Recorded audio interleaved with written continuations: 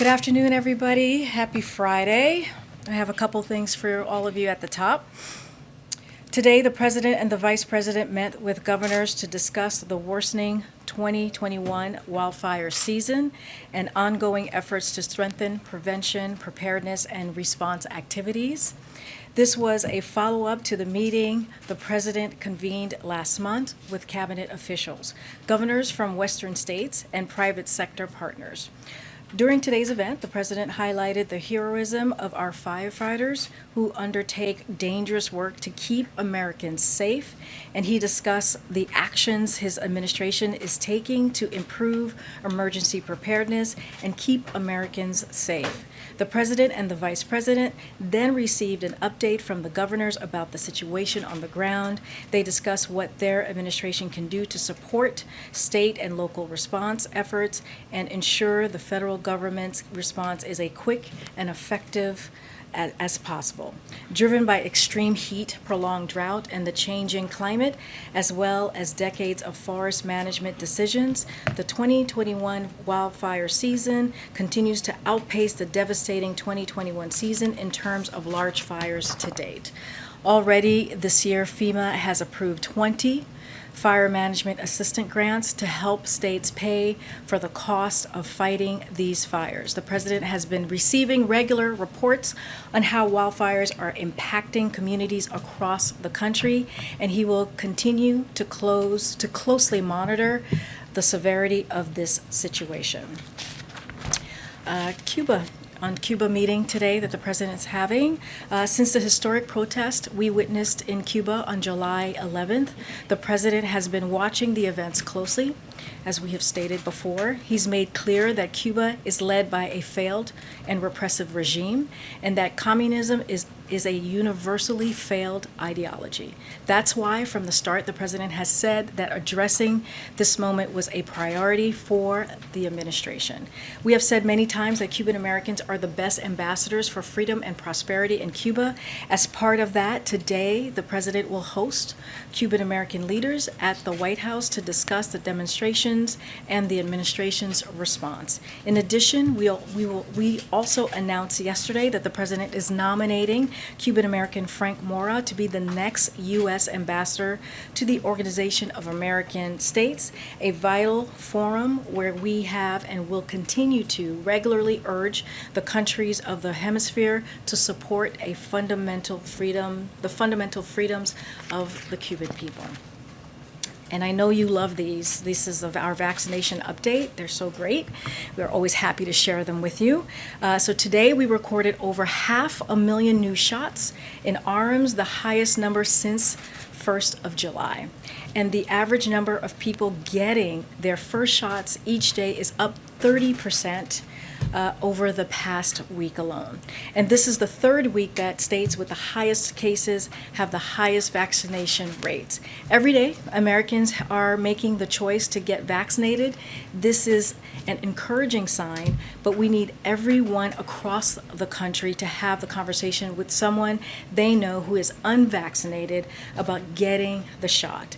This is how we will stop the spread of the Delta variant and, as we all know, save lives. Finally, I have a quick preview of the week ahead for all of you. The next week, this next coming week, the President will continue engaging with members of Congress to pass the bipartisan infrastructure deal, which will deliver historic infrastructure investments that will drive economic growth and create good paying middle-class jobs. Also next week, the President will meet with Dr. Eric Lander, his science advisor and director of the Office of Science and Technology Policy, about his plan for preparing for future pandemics. On Tuesday, the President will deliver remarks on the administration's progress delivering vaccines to the world to fight this pandemic globally. On Friday, we will deliver remarks on the jobs report. As you all know, it's the first Friday of the month. And lastly, President Biden will then travel to Rehoboth Beach, Delaware, where he will remain over the weekend. Alex, please take it away. Sure. So I know we have a hard out at 3:10, so I have a couple quick questions on Congress. First, the eviction moratorium. Lawmakers are scrambling to find a legislative solution, but Speaker Pelosi said today that she'd like to see the CDC extended. I know you all have cited the Supreme Court decision as the reason Congress needs to deal with it, but why not just extend it, have that legal fight, and give Congress a little bit more room to work? So as we've stated, Alex, and to your point about Pelosi, as the Supreme Court said it could only be extended with congressional authorization. That was their decision. That's how they were able to strike it down, and that's what they said needed to happen. And so this bill that Pelosi is asking for, this would meet that requirement if successful. So this is important. It's incredibly important to move forward. And so the administration is going to work together with leaders in Congress on potential avenues to extend the eviction moratorium to protect these vulnerable renters and their families. We understand how critical that is, how important that is. It has been a lifeline to so many Americans here. So this is a public health concern, as you can imagine, that we think should be supported by both Republicans and Democrats. So we support the Speaker's effort, and we will do everything that we can to move this forward. On voting rights, can you tell us any more information about how the President's meeting with Schumer and Pelosi on the sort of efforts around voting rights? Yeah, absolutely. Oh, go ahead. I'm so sorry. Go ahead. That was it?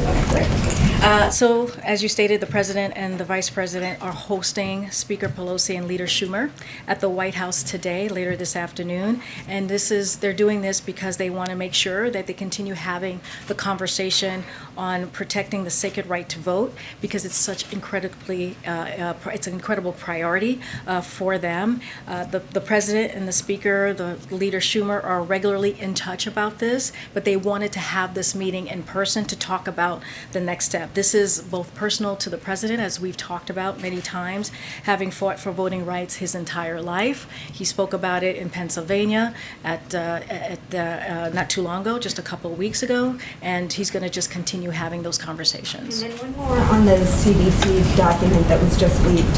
The Washington Post obtained a CDC PowerPoint that suggests that the situation surrounding the Delta variant is more dire than the administration has characterized it. I wanted to read a few quotes from it.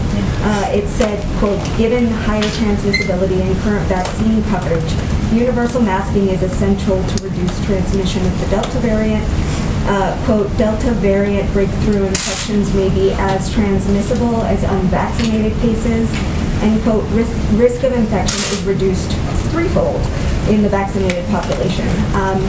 And so President Biden has repeated over and over that this is a pandemic of the unvaccinated, but this PowerPoint seems to raise questions about that. He's also promised to level up with the American people, so his comments yesterday, was he being completely upfront about the challenge from the Delta variant? This PowerPoint would suggest it's a little bit more dire than he laid it out to be. And why wasn't that PowerPoint made public? Why did it have to be to the public? And then lastly, I mean, why aren't we seeing universal recommendations for universal masking? Why is it just in areas of high transmission when the CDC seems to be suggesting universal masking is needed? Okay, Alex, that was a lot. No, I appreciate the question. It's actually a very important question, and we need to, and I'm happy to address all of them. So since May, I just wanted to step back a little bit. Since May, the CDC and the administration have been crystal clear about the increased risk of the Delta variant in our pandemic response. And so I just want to run through a couple of examples, because this is such an important moment that we're in fighting this pandemic. So in May, out of the concern of the spread of Delta, we restricted travel to India where it was growing. That is something that we did in May. And so that, as you know, that was many months ago at this point, or a couple months ago at this point. In the month of June, doctors from the admin blitzed local constituency and national media with over 400 media interviews with a clear message. Delta is a serious threat, and getting vaccinated is the clear solution. So that was in the month of June, for the month of June. Throughout June, the President, Jeff Zients, and our medical experts spoke dozens of times to the threat of Delta, the threat that Delta poses. On July 4th, the President made clear that COVID-19, quote, has not been vanquished, and Delta is a powerful variant. This is what the president said on July 4th. And in light of recent reporting, it is worth noting that Dr. Walensky said 8 days ago that the Delta variant is the most infectious respiratory disease she has seen in the last 20 years, her 20 years of her career. Our message has always been clear throughout. We need more people to get vaccinated to stop the spread of this variant, and so we have to continue to make that effort. Vaccinated and unvaccinated people infected with Delta have higher viral loads, meaning more virus in their body than with previous variants. The last two did not have that, and so this is what we're seeing in the Delta. High viral loads mean you are more likely to spread it. So in the rare occasions that vaccinated people get Delta in a breakthrough infection, they may be contagious, and this is what we heard from CDC this week. And so the most important takeaway, and I want to be really clear about this because this is critical for all of you who report about this and for those who are watching, we should have, the takeaway is we should have from this guidance and any follow-up reporting is actually pretty simple. We need more people to get vaccinated. That's the answer. We need more people to get vaccinated.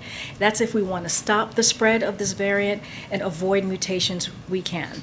So we just need to get more people vaccinated, and the good news is that the vaccines work. So we got to get out there and make sure people get vaccinated. Karine, the president said for the early months of this administration that those who were vaccinated and wearing masks and doing all those steps could look toward the 4th of July as that independence opportunity. We now know the CDC is basing some of this new science on a 4th of July party that happened in Massachusetts where the Delta variant was predominant. We saw that vaccinated people were passing it and so forth. Does this give the president pause about making recommendations about what the public can do? Because he encouraged people who were vaccinated to gather on the 4th of July. A group that did so is now sort of a poster example for the CDC of what can happen with this variant. I mean, you know, Kelly, the president has always said he's going to follow the science and he's going to listen to public health experts. That's what we do, right? That's why we are all following the CDC guidance on masking. And so that's our North Star, as Jen has said earlier this week. Look, the job of all of us in this room is to communicate the truth about where we are in the pandemic. And this is something the president has said from day one, and also highlight how we can get out of this pandemic. So the vaccines work, that's the truth. We know masks work, that's the truth. They save lives and prevent spread of this dangerous Delta variant. So we need to help in communicating the actions we are telling the American people to take and getting vaccinated and wearing a mask. If you're in an area where there's lots of virus circulating, it's more contagious, you have to wear a mask. I know I have one more question that I actually didn't get to for Alex that I want to make sure that I answer, which is the CDC release more data publicly, or this data. So just wanted to say that the CDC's first and foremost priority is getting the American people information as quickly as possible. And so that's what they did on Tuesday. They got it as quickly as they can. They're going to be releasing this data today, as you know, and it was clear that vaccinated people had the ability to transmit, and action needed to be taken quickly. And that's why they did it. They did it ahead of releasing the data, and they're going to do that today, as I just mentioned. But part of this is also in terms of getting information out. Like, why are the doctors not here in the briefing room to take our questions? Why have we not had a COVID briefing? When we got some update from Dr. Walensky, that was a phone briefing, provides information, but the public is eager to know more about what the Delta variant can do. You know what, Kelly, I would argue that we had the President of the United States speak to this yesterday. He gave a more than 30-minute speech about where we are as a country. I mean, he is a trusted voice. He is the leader of our country. No, but we heard from him, right? We heard from the president yesterday. We heard from the president about the Delta variant and vaccinations in general the day before yesterday when he was in Pennsylvania, when he was supposed to talk about Buy American, which he did, but he led off talking about the vaccinations. We have had our doctors on your networks, on many of the networks that are here, talking, probably all of them, talking about the Delta variant all throughout these last couple of days. So they have been out there, they have been talking about it, and yeah, we heard directly from Dr. Lewinsky herself. So this is something that we're going to continue to do. We're going to continue to make sure that we communicate directly with the American people and also work hand in hand with local governments and state governments as well. Karine, thank you. Just to follow up on all of that, you mentioned the CDC's data that was released on Tuesday. I think the question is, why doesn't that guidance match the internal memo's guidance? Because on Tuesday, they updated the mask guidance to say you only have to wear it in places that have high or moderate transmissibility. The internal memo that was leaked says, given higher transmissibility and current coverage, vaccine coverage, universal masking is essential to reduce transmission. So one, why don't the recommendations match? And two, should the American public anticipate updated guidance that includes universal masking and also new guidance about large gatherings and how many people should gather given what we are seeing from Provincetown? Well, as you know, Weijia, we do not make those types of, decisions from here when it comes to the science, when it comes to guidance. That comes from CDC. So the questions that you just asked me, I refer you to CDC about those slides and the what you saw in the slides specifically. That comes from them, and they will have that specific information for you that you're trying to get here. I will say, though, I think the most important thing, and I don't want to get away from this, because this is what's the most critical thing here, is that people need to get vaccinated. That's the answer. If we want to make sure that we curb this pandemic, that we curb the COVID-19, that we win this fight that we're in, we have to get people vaccinated. That's why the president calls this a pandemic for the unvaccinated. We have to make sure that we take care of each other, and that they not just take care of themselves, but take care of each other. And we're talking about our kids who are 12 and under who can't get vaccinated. We're talking about our grandparents, right? We're talking about older people in our lives that we want to make sure are taken care of. And so that is, if anything, should be one of the main reasons people get vaccinated, to make sure they take care of their families and their community. Has the White House reviewed the CDC's internal memo on slides? I don't have anything to say about that. I could look into that. The analogies are helpful to understand, that the Delta variant is as contagious as chickenpox or more contagious than the common cold or Ebola. Are these things that they're going to present to the public to help us Well, understand? the data is being released today, I believe, right? Right? Right. So it'll be available. It's Okay. being released today. Got Yeah. it. And one more just follow up on Kelly. Of all the weeks not to have a COVID briefing, why this week? I mean, I know that's the question you all are asking me, but the doctors have been on national television all week speaking to this, answering the questions on your networks. So they've been out there talking about. They're not hiding.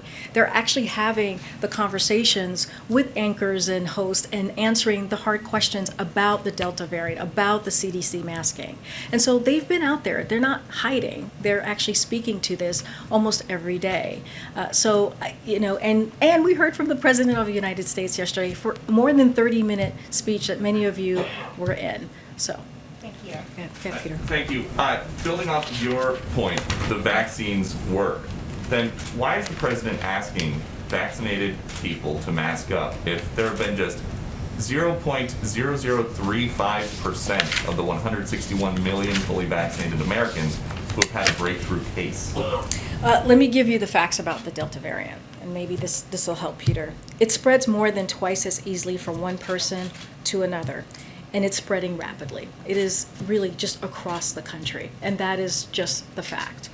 2 months ago, only 1% of COVID in the U.S. were Delta. Now, more than 80% are Delta. And so this is where we are today with this vaccine. And so we are listening to the experts, the CDC guidance, and this is what they are telling us. If you live in an area that is highly contagious and that has high levels, they are saying, giving the guidance of wearing a mask to protect yourself and to protect your community and your family. That is the guidance that we're getting. And some of the preliminary stuff we've seen from the CDC says this new guidance for vaccinated people to mask up is based on data from people who got sick partying in Provincetown, Massachusetts. Has the White House seen any proof that COVID is spreading, vaccinated people are spreading COVID who are not going to big parties? Here's what we know, and I'm just going to repeat again. We need to get people vaccinated. That is really the answer here. That is what we're seeing from that's what we're hearing from CDC. That's what we're even seeing from these slides, is that people need to get vaccinated. That is how we fight the Delta variant. That is how we fight COVID. And then last one, the president said yesterday it is still a question whether the federal government can mandate the whole country to get vaccinated. He said, I don't know that yet. Does that mean he has asked the Justice Department to see if it's legal to make everybody get a vaccine? So when he said that about the mandate across the country, I would encourage you to read his statements and make sure you read the contents of his remarks. So a national vaccine requirement is not under consideration at this time. That's where we are with that. But has he asked the Justice Department to see if it's even possible? I don't have any more to add to that. Okay. Okay. A lot of questions, obviously, about the super spreader event in Provincetown. More than 800 cases, 74% of people there fully vaccinated. So doesn't that at least suggest that maybe breakthrough cases aren't rare? But that's not what the data shows us. That's not what we've gotten from CDC. We know that it is the breakthroughs that do happen with vaccinated people are rare. And so right now, what the CDC has told us is, because they do know that there are some breakthrough cases, we have to make sure we're masked. And so again, we just have to continue to make sure people get vaccinated. That is the answer. That's how we got to move forward. And that's what we're focused on here at the White House. So we're supposed to see that as more of a one-off event? No, An that's outlier? well. What I'm saying is that what we're focused on, our message is very, very clear, is that we want to make sure that people get vaccinated. That is, yes, that is one event, but what the CDC guidance tells us is that the breakthroughs have been rare. This is what the public health officials have said. Like, yes, there are breakthroughs, but they have been rare. But the problem is that it is now contagious, right? And so that's why they're asking us to wear a mask. Where before, with the last two variants that we've seen, we weren't seeing that. We weren't seeing vaccinated people pass that along. And so now that has changed with the Delta variant. That is how serious this variant is. That's why our message continues to be, please get vaccinated. On the eviction moratorium, Speaker Pelosi in her statement said that only $3 billion out of an allocated $46.5 billion has actually gone out the door. So what is the administration doing to help get more money out the door faster? Yeah, so that's a good question, because that shouldn't be happening, right? We are aware that the monies are taking some time to get to some time from, it's already out in the States, sometime getting to where the folks who really need it, the renters and lawmakers. So what we have done these past couple of days is we made an announcement last week that $1.5 billion of that ERA went out in the month of June, and that was the most that we saw in the last 5 months. And so we continue to work to make sure that people are being made aware that this is in existence. Look, this shouldn't be happening. States should be making sure that these monies are getting out as quickly as possible. And so just this week we had a day of action to promote the availability of the rental assistance, which reached tens of millions of Americans. Last week, the Treasury released new data, which I just mentioned, with the $1.5 billion. And then, so what we know is that these funds can continue to be dispersed to renters and landlords until 2025. And so these emergency rental assistance are so critical, they're so important. And so we're making sure that we continue to work with local governments to get that out. Yeah, 'cause I think people are applying. We've heard tens of thousands of people have applied. Yeah. They're just waiting for the funds to be dispersed. Yeah, I hear you, and that's why we're encouraging the states to get that out as soon as possible. They have it. They need to get that out. Yeah, go ahead. Karine, given the seriousness of the Delta variant, are there conversations in the White House or between the White House and scientific advisors about more lockdowns, partial lockdowns, or anything along those lines? So that is something that, I know this was asked to me yesterday. The way we see this is that we have the tools in our tool belt to fight this this variant, to fight this vaccine. And we are not going to head towards a lockdown. We want to make sure that we're doing everything that we can, because after passing the historic rescue plan, we have the resources to make sure that doesn't happen. So our role, again, is to make sure that we get people vaccinated as quickly as possible. Look, these vaccines are free. They're easy to get. They've never been easier to get vaccinated. So that is the number one thing that we're trying to do, is making that happen. We have the resources to do that. That's what we've been able to do this past 6 months. We've been able to get more than 160 million people fully vaccinated. 80% of that are people who are over the age of 65. And so that's what we're going to continue to do. And so our goal is to make sure that we are not headed towards that. That is not going to be the direction that we take, because we have the tools to prevent that. You said yesterday that the federal new requirements for federal workers could be an example for other employers. Can you just explain, will federal employees' data be collected when they submit their vaccination status, and will the federal government be paying for the tests that they take if they do not attest to being vaccinated? So the agencies will pay for the cost of regular federal employee screening tests. So that's how that's going to move forward. And they're going to the agencies are going to be implementing this program themselves. So they'll be in charge of that, how that moves forward. And so that's kind of how that's going to be dispersed, the program. Just on another topic, lastly, the New York Times is reporting and others that President Trump pressed the Justice Department last year to declare falsely that the election was corrupt.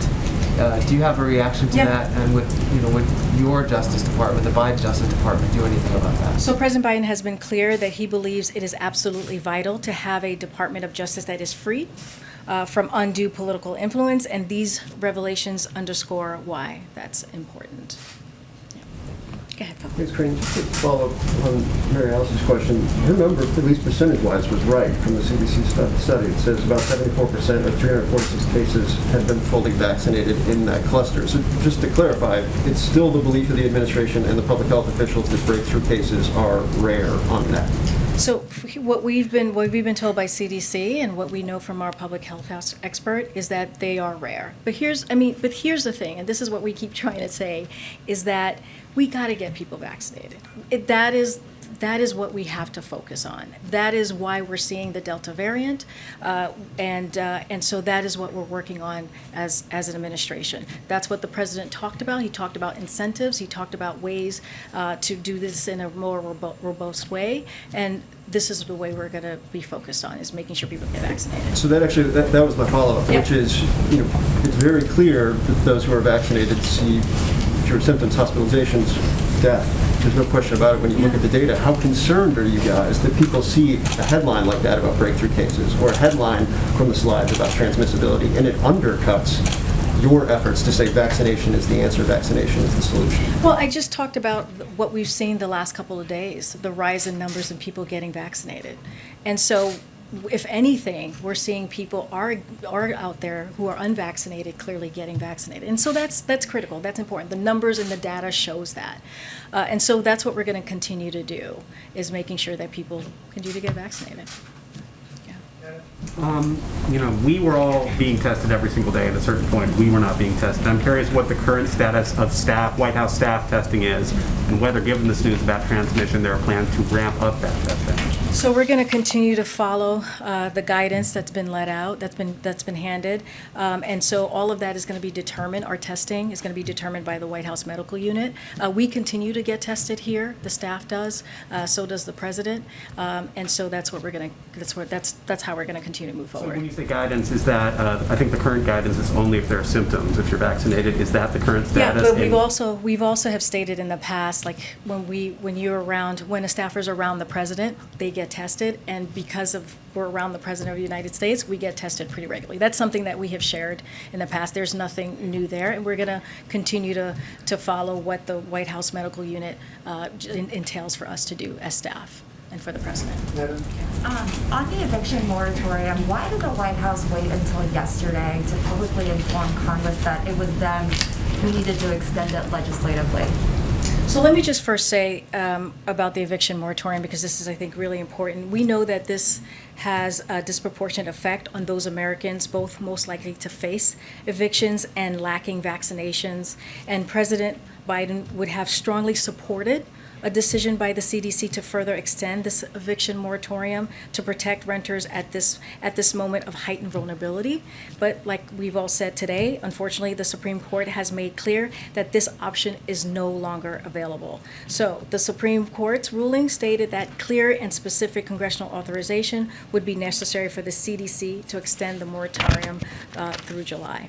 So one of the things that I do want to say that we have been doing, we have had this whole of government effect to get the word out about the availability of the rental assistant and to support grantees to ramping up their efforts. And so that is our focus, because we know that getting that funding to renters and landlords is incredibly key and important. So we've been doing that since day one. And now what we're saying right now, what we have been saying, is that we're going to work with Congress to make sure that we're able to extend it. We support Speaker Pelosi in her efforts, and what she is trying to do actually speaks to what the Supreme Court laid out in making sure that there is a continuation of the eviction moratorium. Right, but the Supreme Court ruling was more than a month ago, and you waited until this week to tell Congress that they needed to do, and you effectively jammed them 2 days No, but before the moratorium ended. we've been having conversations with Congress for some time about this. This is something that we have been working with them with some time about how do we move forward. And so we're going to continue to do that. And we appreciate Speaker Pelosi's efforts, and we're going to work closely with her on getting that done. And again, from day one, this administration has been working to make sure that we really take care of the most vulnerable in this country who's been affected by COVID-19. There was some confusion over military service members being mandated to get the vaccine. The President said yesterday it was all about timing and recommended the DoD study it. The DoD later put their own statement out. But what did he mean that it's all about timing when he also said that the numbers are going to get worse before it gets better? So I'll say this, the President is asking the Department of Defense to look into how and when they will add COVID to the list of mandatory vaccinations for our armed forces. Anything else, I refer you to the DoD. For both civilian and military service members? I just know it's the Department of Defense. That's who he's been talking to about getting that done. Okay, and then just on a separate note, it was reported this morning that Senator Sinema, a key Dem swing vote, said she will not be putting off August vacation plans to vote on your $3.5 trillion reconciliation bill. What's your reaction to that? Look, I know that this has come up, and I just want to be really clear about this and what Sinema actually said. And so, I'm not going to clearly negotiate or anything like that at the podium, but it's important to be clear about what the senator said. She is going to vote to proceed with the debate on the budget resolution. She expressed reservations about the top line, which she's been clearly clear about, and other senators have said the same, but she's not standing in the way of moving this process forward. Thanks, Karine.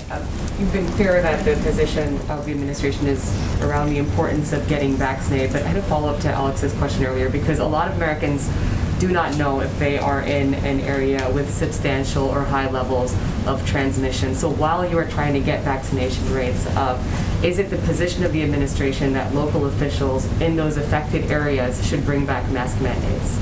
Well, local officials are going to look at the vaccination rate in their area, and they have the flexibility to put that into place, to put mandates into place, as we've seen across the country. That is not our role here.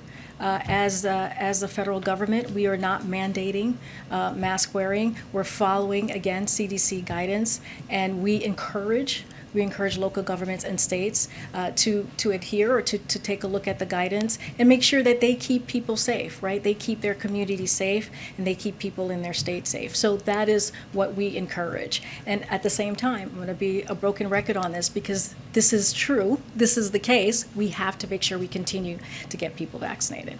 And a question with respect to Cuba and the ongoing policy review. I know there's a meeting today, but has there been any movement on actionable steps? Specifically, does the president plan to lift travel restrictions between the U.S. and Cuba and make it easier for Cuban Americans to send money to their relatives on the island, both of which are issues he campaigned on? No, and both important issues that we understand to the Cuban people. So we're not going to preview any specific actions here. That is not something that I'm going to do from the podium.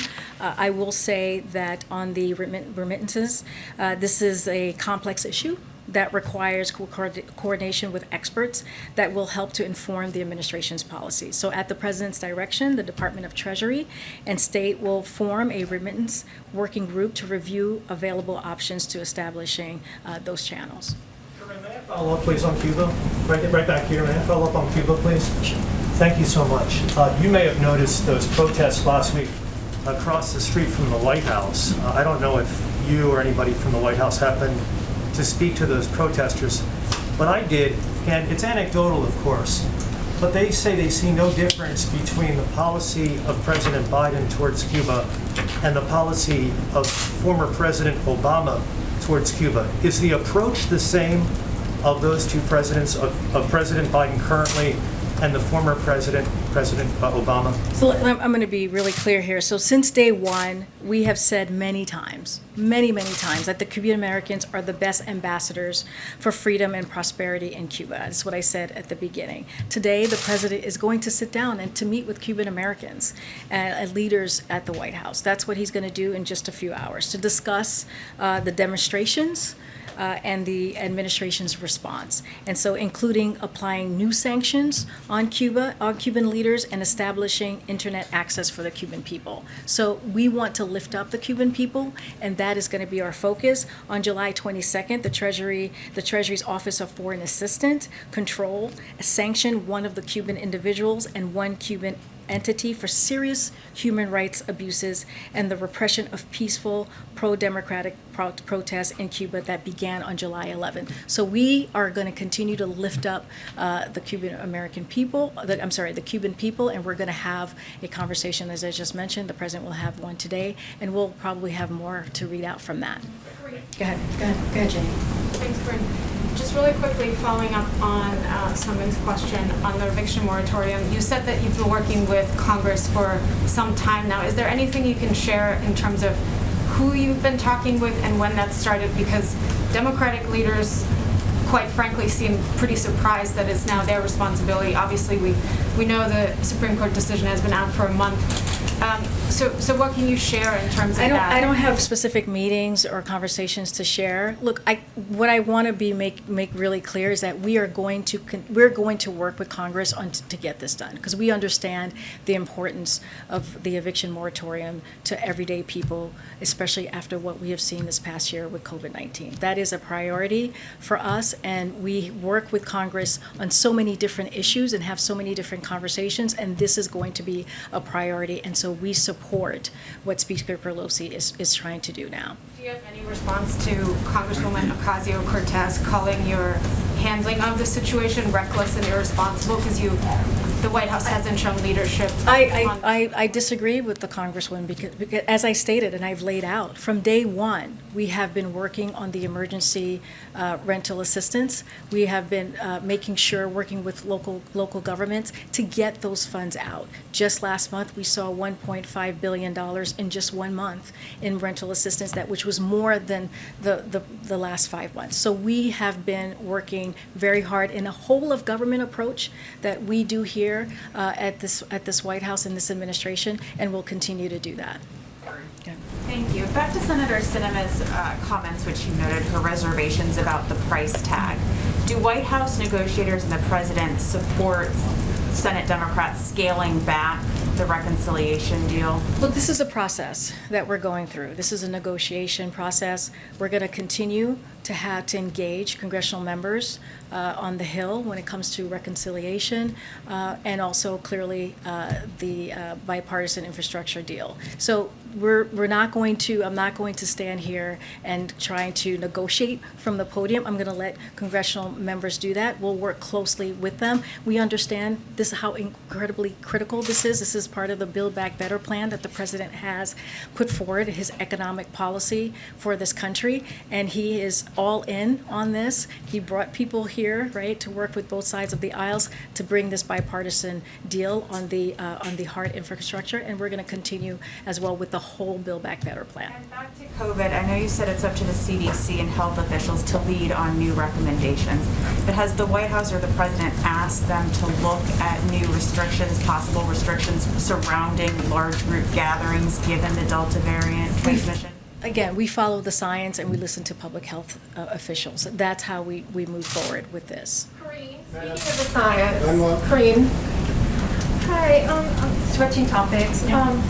The Biden administration earlier this week laid out their plan on addressing root causes in Central America, including combating corruption in the region. It comes days after Guatemala's special prosecutor against impunity was fired.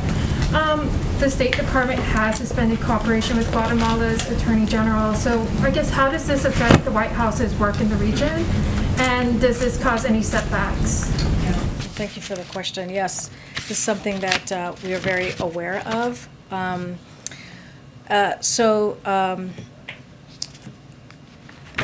situation in Guatemala, look, it's important to us to make sure that,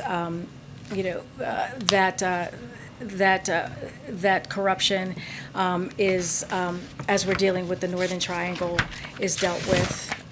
Hold on a second, I did have something that I wanted to share with all of you. If I can find it really quickly, just give me a second.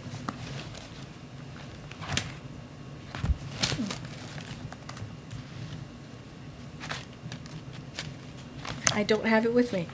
But it's something that we're aware of, and as you can imagine, as we're dealing with the Northern Triangle, as you just stated, it's critical and important that when we're dealing with these countries and talking about how we're going to help them with the root causes, that corruption, is something that doesn't affect the process that we're trying to make. And when we do deal with the Northern Triangle countries, it's not giving money directly to the government. It's working as well with the organizations on the ground. So that is also critical and important. And so we're going to keep an eye on that. We're going to stay focused on that as well. And we should have more to share on the Guatemala situation. Yeah.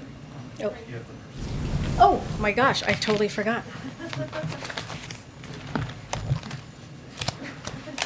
Oh my goodness, give me 1 second.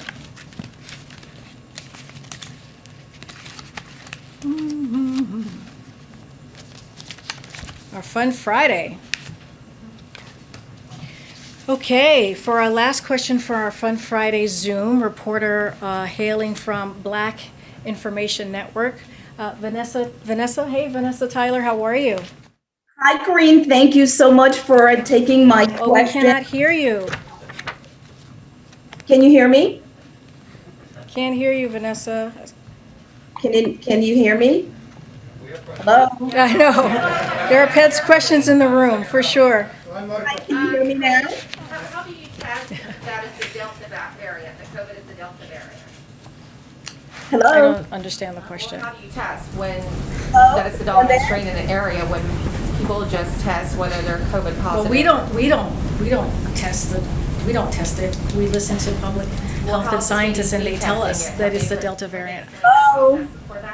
I don't even understand. Why would they explain? Explain their process of how they're determining it's the Delta variant. I mean, that's what they are telling us. I laid out I laid out how contagious it was, and I laid out why we needed to act on the Delta variant. I laid out but a lot of why. The answers we get is because they say so, without a lot of. Well, they're the experts. It's not just they. These are scientists. These are experts. I just said that. Hold on one second. I just said that Dr. Lewinsky said just recently in her 20-year career, she had never seen a variant that was so contagious. So this is 20 years of her career. So this is absolutely absolutely a major problem that we are trying to deal with. That's why we heard from the president yesterday. That's why we keep talking about people need to get vaccinated. So that is the way that we're trying to move in this administration, making sure that we are protecting people here, making sure that we're dealing with this pandemic